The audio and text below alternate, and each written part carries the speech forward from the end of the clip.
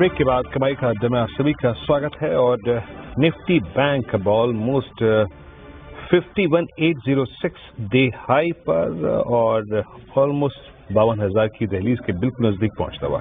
खैर एक काम करते हैं, यहाँ पे एक व्यू जोड़ लेते हैं। पहले एक्सिस सिक्योरिटी से हमारे साथ राजेश पाले जुड़ चुके हैं। राजेश जी नमस्कार। आपका एग्जैक्टली इस वक्त का ट्रेड क्या है? Good afternoon Virendra ji. तो बैंकिंग स्पेस पे ही और उसमें हमें लगता है कोटक बैंक यहाँ पे बाय किया जा सकता है। जिस तरीके से पूरा बैंकिंग पैक एक अच्छा बाइंग इंटरेस्ट दिखा रहा है, स्पेशली प्राइवेट बैंक, उसमें कोटक बैंक की पोजीशनिंग हमें यहाँ पे काफी पसंद आ रही है। ये थर्ड कंसेक्यूटिव डे होगा स्टॉक के लिए जहाँ पे हायर हाई लो फॉर्मेशन बनते हुए दिख रहे हैं।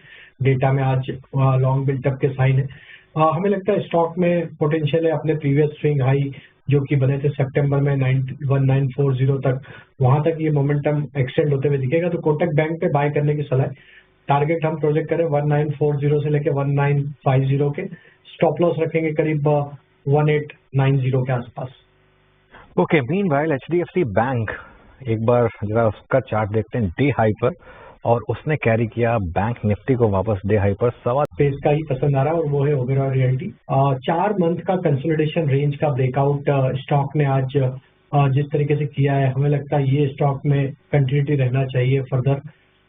ऑल टाइम हाई ट्रेजेक्टरी पे स्टॉक अब आते हुए दिख रहा है। तो हम यहाँ एक्सपेक्ट कर रहे हैं स्टॉक के टारगेट करीब 2060-2070 की तरफ। स्टॉप लॉस रखेंगे करीब 1965 के आसपास। ओके, ओवरऑल रियल्टी सुबह भी ये रिकमेंड हुआ था चैनल पर 2000 क्रॉस करता हुआ। आप चलते हैं शरद अवस्थी के पास, मिड कैप फंडा के लिए। शरद जी बताइए आपका ट्रेड। जी, हमारा मिड कैप फंडा है। इसको क्लोजिंग बेसिस पे वैलिडेट नहीं किया, मेरे ख्याल से कम नहीं तो इस पूरी ड्यूरेशन में 10 बार पुल बैक आया होगा, और वो बड़ा छोटा पुल बैक नहीं था, वो बहुत बड़ा पुल बैक था। हीरो मोटर कॉर्प और साथ ही साथ मदरसन, इन दोनों में से पिक करना हो तो आप क्या पिक करेंगे?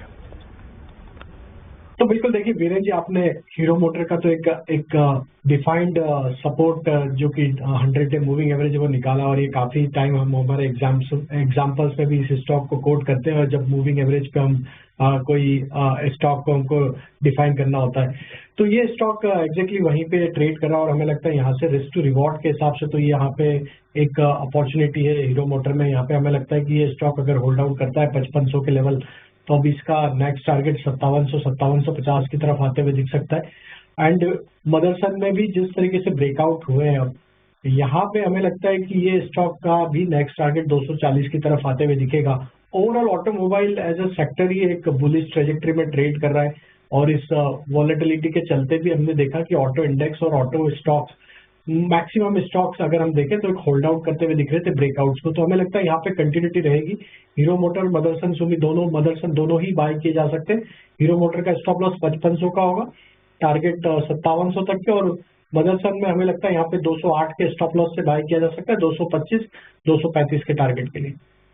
तो ये इनफैक्ट संवर्धन मदरसन पर नजरें होनी चाहिए जहां पर एक अपॉर्चुनिटी बन रही है। अच्छा, क्योंकि हम ऑटो की बात कर ही रहे हैं शरद,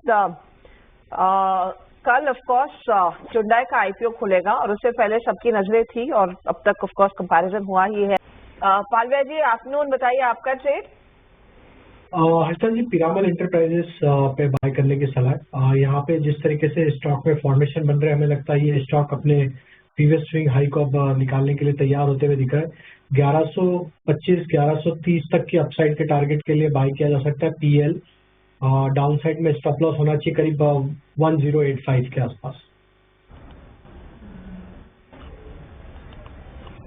मानस, आपका ट्रेड ट्यूसडे मॉर्निंग के लिए?